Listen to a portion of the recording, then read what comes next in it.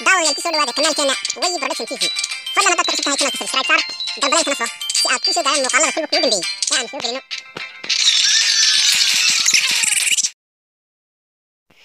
ku soo dhawaada sheekadeena maanta waa sheekooyinka uga barateen kanaalkeena way production TV maanta sheekada aan inoo hayno waxa ay ku saabsan tahay laba jiir oo saaxiibo ah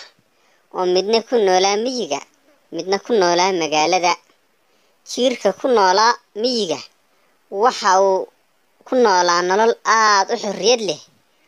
oo aanu cidna ka baqin Ilaahay mooyaane maalintii waa uu ciyaari jiray habeenkiina waa uu seexan jiray ka ku noolaa magaalada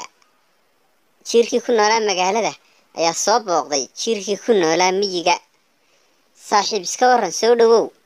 ila ciyaar maanta beertayda si xorriyad ah igula ciyaar habeenkii baa ay cuneen cunto yar oon aad u macaaneyn aad ayaa uu uga biyadiiday kii ku noolaa magaaladu oo wuxuu yidhi saaxiib ma waxan baa kuu cunto ah miyaanad ogeyn inaan anigu cuno cunto aad u macaan oo kala nooc ah iyo nolol raaxo leh aan ku haysta magaalada jiirkii ku noolaa miyiga ayaa ka fikiray cuntada taalla magaalada waana uu ka yimi oo wuxuu yidhi saaxiib noloshan kuma noolaan kartid ee magaalada igaga daba kaalay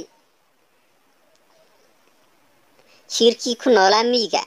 ayaa ka daba yimi saaxiibkii oo is yidhi bal soo eeg nolosha lagaga nool yahay magaalada safar dheer baa uu soo galay markii dambe waa uu soo gaadhay magaaladii oo gawaadhi aad u tiro badan iyo boodh iyo siiga kacaysa ayaa uu u soo galay saaxiibkii baa soo dhaweeyey oo yidhi saaxiib ku soo dhow nolosha magaalada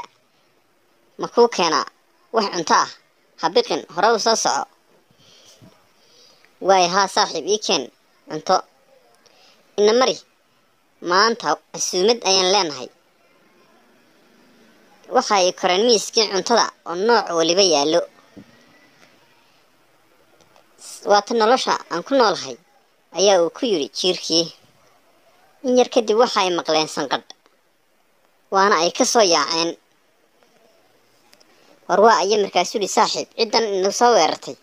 markaasuu yidhi waa gabadhii guriga lahayd balina mari aan haddaba ku noqonee kolley iminka ayay cuntadii hambeeyeen oo wax ka tageene inantii nadiifinaysay baa wixiiba nadiifisay oo waxay yimaadeen miiskii oo la nadiifiyey balna mari kijada aan wax ka soo dayane waxay ugu tageen kijadii bisad aad u cadhaysan aad ayaa ay u baqeen markaasaa ay ku yaaceen tanagii lagu shubaayay xashiishka ayaa isku gureen maalintii oo dhan waxa ay ka baqaayeen dadka guriga ku nool iyo bisadii oo ciyaysay wax cunto ahna ma aysan cunin suuri iska fadhi saaxiib waxba ha warwarin berri toole ayaynu dhargi doonaa maantaan iska qadno suur wax ma kuu sheegaa anigu noloshaydii miyigaan saaxiib ku noqonaya halkaasaan xorriyad ku haystaa wax macnaana iima samaynayso naftayda in khatar la geliyo ama bisadiyo cunto markii waa uu ka tegay oo iska tegay gurigiisii si habiya ayaa uu cunay cuntadiisii yarayd ma habeenkii oo dhan waxa uu ka fikirayay wixii ku dhacay xorriyaddu wax walba ayada ayaa ka macaan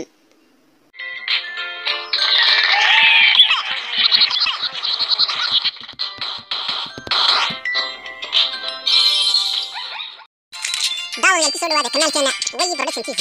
fadlan haddaad ku tahay channelka subscribe sar dalbalayna soo si aad ku soo gaaraan muuqaalada kuwa kugu dambeeyay ee aan soo gelino